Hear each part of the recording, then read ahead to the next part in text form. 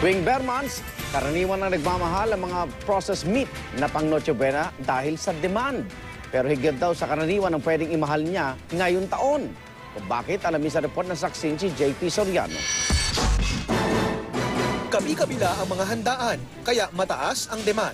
Tuwing bare months, yan daw ang dahilan ng pagmahal ng mga processed meat na ang ilan ay binansagan na ring Noche Buena items tulad ng hotdog, bacon, at hamon. Pero posible bang higit pa ang imahal na mga ito kumpara sa mga karaniwang taon? Ang dahilan ayon sa Philippine Association of Meat Processors Incorporated o PAMPI, port congestion sa Maynila at epekto ng mga nakaraang bagyo sa ilang poultry at hog farms. Let's say your hamon now is 185 per kilo. You probably will adjust this to about 187, 188. Kung port congestion lang naman, hindi raw ito dahilan para magmahal ang mga produkto, lalo't unti-unti na raw bumabalik sa normal ang operasyon ng PM ng Maynila.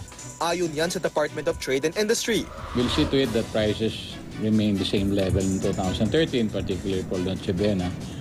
We will issue guide prices when we finally sit down with the stakeholders. Pero hindi pa matiyak ng DTI kung magmamahal nga ang mga processed meat. Bagamat may nagmahal na raw kasing mga produkto, pasok pa ito sa June Suggested Retail Price o SRP. Gayunman di malinaw kung kasama na ito sa mga batch ng supply na apektado na ng port congestion at mga bagyo. Mahal na rin ang manok na nasa hanggang 160 pesos ang kada kilo sa Guadalupe Market. Sa unang linggo ng Nobyembre, inaasahang maglalabas ang DTI ng SRP para sa mga Noche Buena items. Pero ngayon pa lang, nagdarasal na ang maraming mamimili na sana wag itong tumaas para raw ang Christmas nila mas merry. Maging practical na lang, wag na lang mag-Noche Buena. Ihanda na lang nila, mag-Noche Buena sila ng December 24. Bonggisios.